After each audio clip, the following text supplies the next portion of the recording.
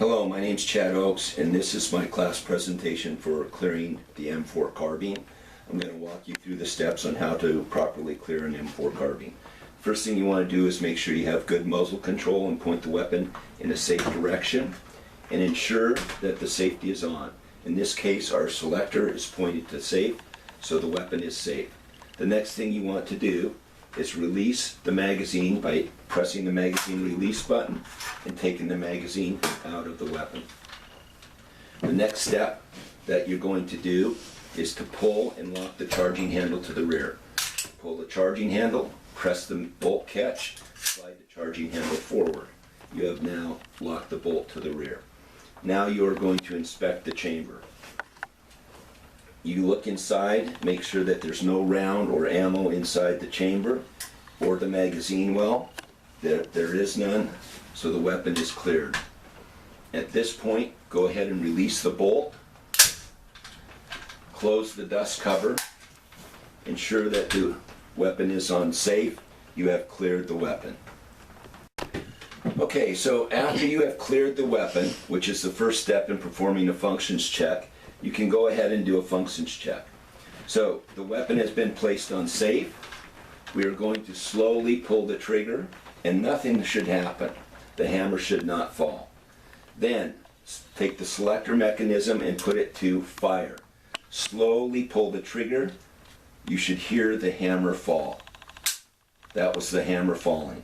At this point, while keeping your finger on the trigger, charge the weapon back and cock it. Release the charging handle. Slowly let the trigger go forward. You should hear an audible click. There's the click. Alright, at this point, go ahead and pull the trigger. The hammer should fall. The hammer falls. Now, charge the weapon again. Put the weapon on safe. Close the dust cover. And you have performed the basic operator's functions check. So we've already gone through how to clear the weapon and how to perform a basic operator's check. I want to go ahead and talk about some more advanced functions checks that you may do.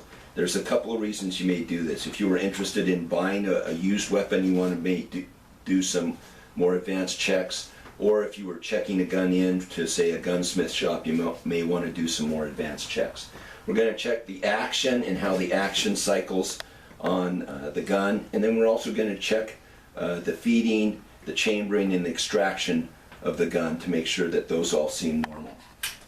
So for each one, you're going to run through it slow, and then you're going to run through it at speed. And I'm going to pull the charging handle back and check. So the dust cover kicked open. We want that to kick open. It feels smooth as we cycle back. It feels like it's locking in. I don't hear, feel, or see anything out of the ordinary as I'm doing this functions check right here. I've done it slowly. Now I'm going to do it a couple fast times. Everything on that seems fine. Okay, now we're going to check the feeding, chambering, and ejection. Ideally, you want to have a couple snap caps that you can slowly run through those cyclic functions and check them and then quickly do it. I don't have any snap caps for this M4 Carbine, but I'm going to walk through the process.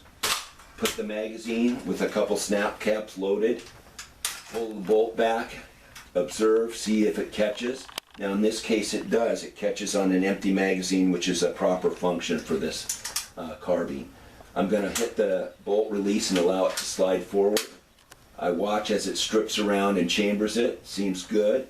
Pulling it back, looking at it, ejects it. Now sometimes it won't eject. If you're not doing it at speed, it won't seem like it ejects it properly, but everything seems to be working here. So do it again. Yep, looks good. At this point I'd reload the snap caps and I'd do the process at speed. 1, 2. At that point, if everything is ejected and extracted, then it looks like it's feeding properly, cycling and ejection. The next thing that you could possibly do if you wanted to and had them, if you had headspace gauges, you could check the headspace of the gun for go and no-go and field condition space checks. And that concludes some of the more advanced functions checks.